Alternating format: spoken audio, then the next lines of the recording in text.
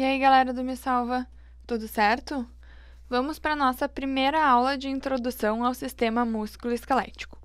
Nessa aula, a gente vai entender um pouquinho melhor a composição e a divisão do esqueleto, as funções dos ossos no nosso corpo e as características dos ossos. Tranquilo? Então, vamos lá. Bom, o nosso esqueleto é dividido em duas partes.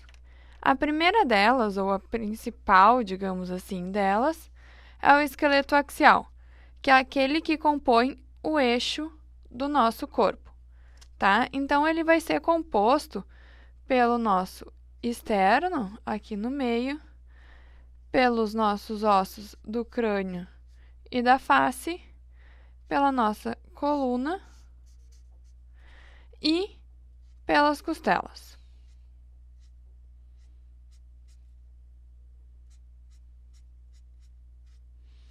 Tranquilo? Então, aqui do lado está escrito para vocês não se esquecerem. Então, aqui a gente tem os ossos do crânio e da face, a coluna cervical, torácica, lombar, sacral e coxígea, as costelas, né, que formam a nossa caixa torácica, junto com o nosso externo. Tranquilo?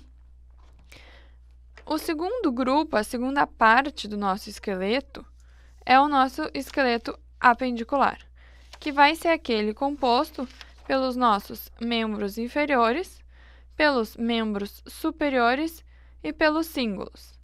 Então, vai ser composto aqui pelas nossas pernas, né? Aqui o nosso osso do fêmur, tíbia, fíbula, aqui pelos nossos pés, perna, aqui, né, nosso osso do fêmur, patela, aqui nosso membro superior, né, o húmero, a ulna e o rádio aqui mais lateral, a ulna mais medial, os nossos ossos do carpo e a mão, e o mesmo aqui do outro lado. Bom, e o que são, né, os cíngulos? Os cíngulos é aquilo, na verdade, são os ossos que vão unir os nossos membros ao nosso eixo. Então, em relação aos membros superiores, o que está unindo os nossos braços ao nosso esqueleto axial são as nossas escápulas aqui atrás e as nossas clavículas aqui na frente. E em relação aos nossos membros inferiores, o que está unindo eles ao nosso esqueleto axial é o nosso osso do quadril, ou então mais popularmente conhecida como pelve. Tranquilo? Agora a gente vai ver com um pouco mais de detalhe os nossos ossos do esqueleto apendicular. Porque do esqueleto axial é super tranquilo, né, gente? É só aqui os ossos da face e do crânio, que mais pra frente a gente vai aprender a nomear todos eles. A nossa coluna, né, que mais pra frente também a gente vai ver direitinho como são as vértebras, quais são as subdivisões da coluna, quais são as características de cada parte delas. E assim como a gente também vai ver com maior detalhe o que é o nosso osso do externo, que é esse osso aqui da frente, e as nossas costelas. Bom, então vamos lá para o nosso esqueleto apendicular. Bom, em relação aos membros superiores e aos cíngulos dos membros superiores, o que a gente vê aqui no desenho? Eu vou aqui ir pintando o esqueleto, tá? De uma cor e marcando aqui do lado daquela cor os ossos que fazem parte do que está escrito aqui do lado para vocês. Então, o primeiro osso que a gente tem aqui é o nosso osso do húmero, que é o osso que faz parte aqui do nosso braço. Aqui, depois no antebraço, a gente tem o rádio, que é o nosso osso aqui mais lateral. e a ulna, que é o osso mais medial. A gente também tem os ossos do carpo, que são os ossos aqui que compõem o nosso punho, os nossos metacarpos, que são os ossos que compõem a nossa mão.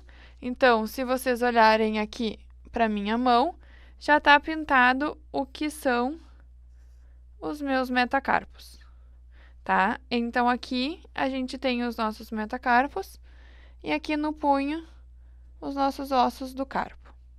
Tranquilo?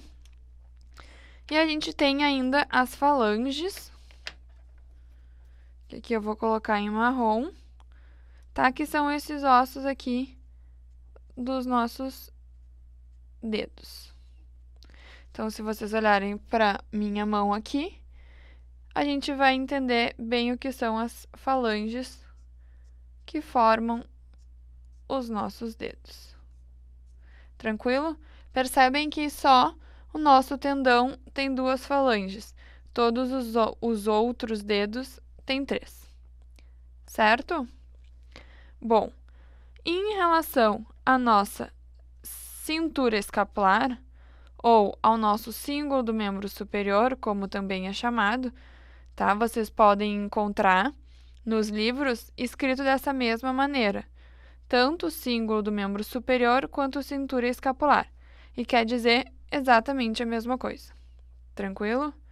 Bom, então a nossa cintura escapular, ou o nosso símbolo do membro superior, é composto pela nossa escápula, aqui atrás, e pela clavícula aqui na frente.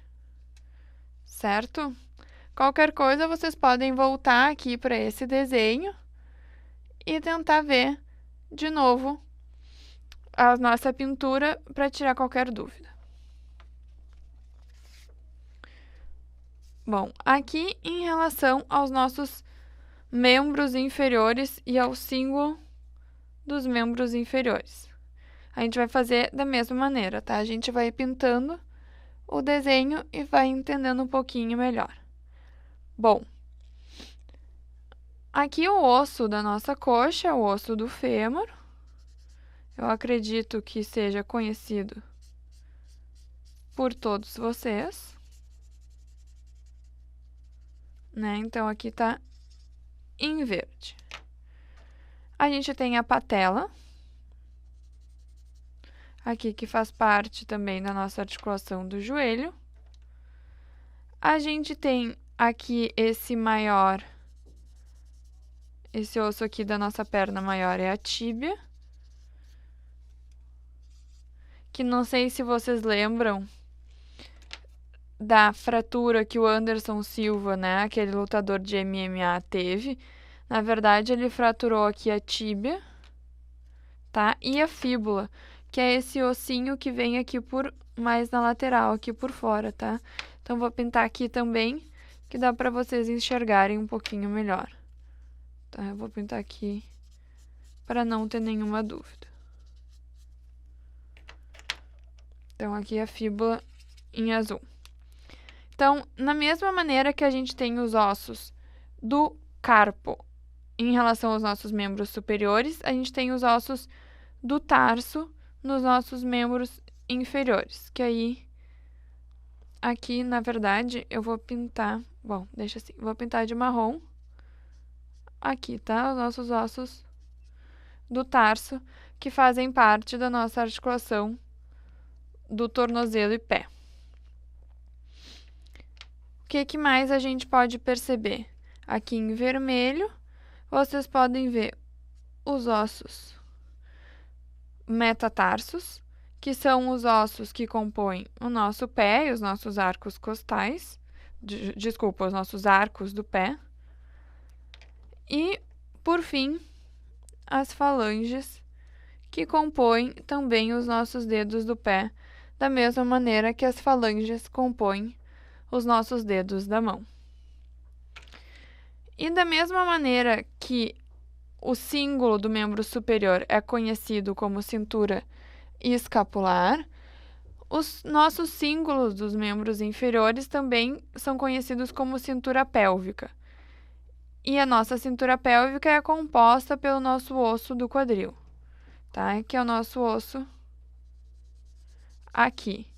Mais pra frente, a gente vai entender um pouquinho melhor que ele é dividido em ilíaco, púbis e isquio, tá? Mas a gente vai ver com maior profundidade mais pra frente, e aí vocês veem com maior calma e não ficam com dúvida nenhuma.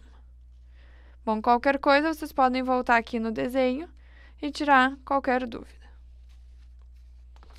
Agora, em relação às funções ósseas, né? Para que servem os nossos ossos? Bom, a primeira função óssea que a gente tem é a função de sustentação. Então, são os ossos que vão dar a estrutura, né, do nosso corpo e sustentar todos os nossos órgãos e músculos, que são as nossas partes moles. Os ossos também servem para nossa proteção, principalmente os ossos do nosso esqueleto axial, tá? Que são os ossos aqui que compõem a nossa caixa torácica, né? Aqui a nossa cabeça e os ossos da coluna, porque eles protegem os nossos órgãos vitais, tá? Aqui, então, os nossos ossos do crânio protegem o nosso cérebro. Aqui as costelas, o externo, vão proteger os nossos pulmões e coração. E as nossas vértebras, né, os nossos ossos da coluna, eles protegem a nossa medula espinhal, tá? Então, os ossos também têm essa função de proteção. A terceira função que eles exercem é a função de alavanca. E, junto com os músculos, então, vão propiciar a realização dos movimentos do nosso corpo. Eles também são responsáveis pela produção de células sanguíneas e ainda pelo armazenamento de cálcio e potássio. Tranquilo? Bom, então agora a gente vai ver as características dos ossos e os principais pontos que a gente tem que saber sobre eles. Então aqui a gente tem num desenho esquemático, tá? Um osso longo, que é para ser aqui a representação do nosso osso do fêmur. Aqui em azul, vocês podem perceber uma camada. Isso aqui é a camada de cartilagem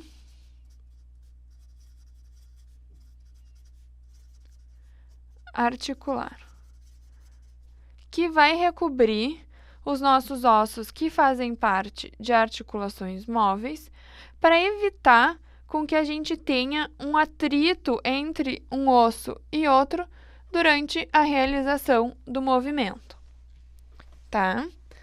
Aqui em laranja, a gente tem desenhado os dois tipos ósseos que a gente tem. Então, vou fazer assim para vocês saberem que está se relacionando aqui ao desenho em laranja, que são os nossos tipos ósseos.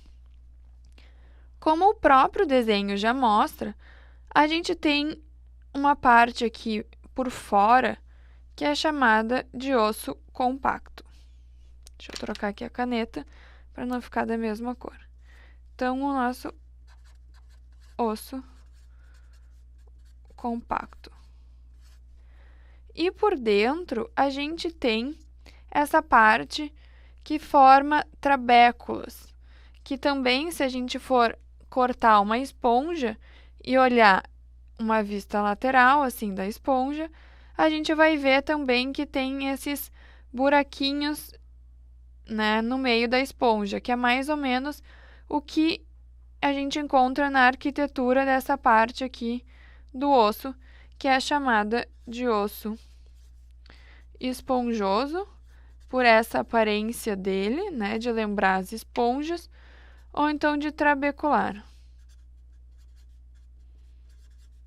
por formar essas trabéculas ósseas, tá? Que é como elas são chamadas. Então, tanto o osso compacto quanto o osso esponjoso e trabecular, eles vão ser compostos pela mesma matriz óssea e pelas mesmas células ósseas, sendo que o que vai diferenciar um osso do outro vai ser a quantidade de material ósseo, tá? E o espaço entre eles. Mas vai ser praticamente a mesma coisa. Uma observação assim que a gente pode fazer em relação aos tipos ósseos é que conforme o tempo for passando e conforme a gente for ficando mais velho, a gente fica com uma maior quantidade de osso esponjoso ou osso trabecular e com um maior espaço entre essas trabéculas, que seriam esses riscos aqui, eles vão ficando mais finos, que vai nos caracterizar a osteoporose. Tranquilo? Então, quando a gente tem um osso que tem osteoporose, ele vai ter uma maior proporção de osso esponjoso, com uma maior quantidade de espaço entre as trabéculas. Certo? Bom, o que mais a gente pode perceber aqui no nosso desenho? Em amarelo, a gente tem o periósteo, que é um tecido conjuntivo que vai recobrir todos os ossos do nosso corpo, tá? E aqui a gente tem esse círculo que representa o nosso forame nutrício. O que é um forame, gente? É um buraco, um canal, que é por onde vão passar as nossas, aqui em azul, a nossa veia nutrícia,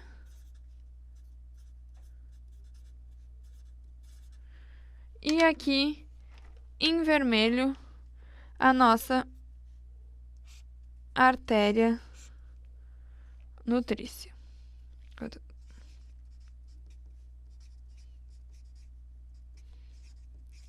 que vão ser responsáveis pela irrigação da nossa parte interna do osso.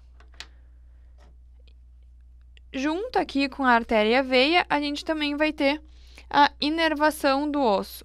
Então, a gente vai ter um nervo que vai chegar aqui até o nosso osso, mas ele não vai passar pelo nosso forame, tá? Então, ele não vai para a parte interna do osso. Ele vai se ramificar aqui no periósteo e dar origem aos chamados, vou fazer aqui uma flecha, ramos periosteais. Tá? Os ramos periosteais vão ser os responsáveis por nos dar a sensibilidade de dor. Então, quando a gente quebra um osso ou machuca um osso, a gente só sente dor porque o periósteo foi lesado, tá?